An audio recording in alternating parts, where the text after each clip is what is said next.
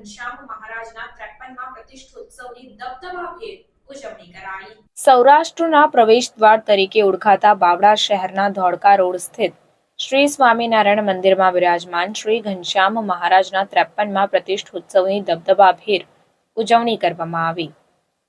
શ્રી સ્વામિનારાયણ ગાદીના આદ્ય આચાર્ય પ્રવર સનાતન ધર્મ સમ્રાટ જીવન પ્રાણ શ્રી મુક્ત જીવન સ્વામી બાપાએ ભાલ નળકાંઠાના સત્સંગી હરિભક્તો માટે ઈસવીસન 1971માં શ્રી સ્વામિનારાયણ મંદિરમાં સર્વોપરી શ્રી સ્વામિનારાયણ ભગવાન જીવન પ્રાણ અબજી બાપાશ્રી તથા તત્સંકલ્પ સ્વરૂપોની પ્રતિષ્ઠા કરી હતી।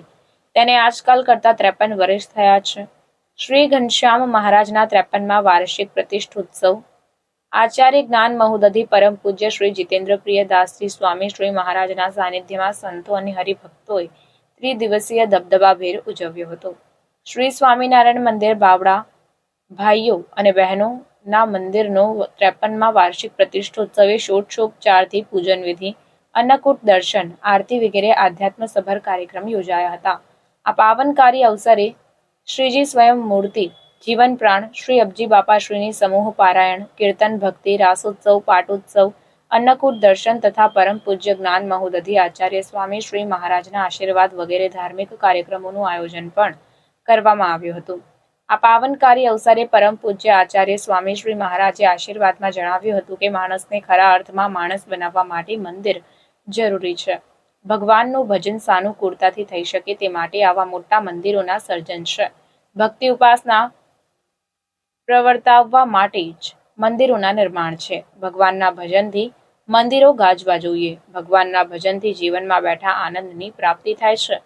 દેશો દેશના હરિભક્તો દબદબાભેર અણમોલ અવસરનો લહાવો માણવા પહોંચ્યા હતા। મણિનગર શ્રી સ્વામિનારાયણ ગાદી સંસ્થાન સંચાલિત શ્રી સ્વામિનારાયણ મંદિર બાવળા કે જે સૌરાષ્ટ્રના પ્રવેશદ્વાર તરીકે જેની સુપ્રસિદ્ધિ છે એવા બાવળા શહેરમાં ધોળકા રોડ ઉપર આવેલ શ્રી સ્વામિનારાયણ મંદિરમાં આજે 53મા વાર્ષિક પાટોત્સવ પ્રસંગે શ્રી સ્વામિનારાયણ ગાદીના આચાર્ય જ્ઞાન મહોદધિ શ્રી જીતેન્દ્રિય પ્રિયદાસજી સ્વામીજી મહારાજે સ્વામિનારાયણ બાપા સ્વામી બાપાનો ષોડશોપચાર વિધિથી પાટોત્સવ વિધિ કર્યો હતો।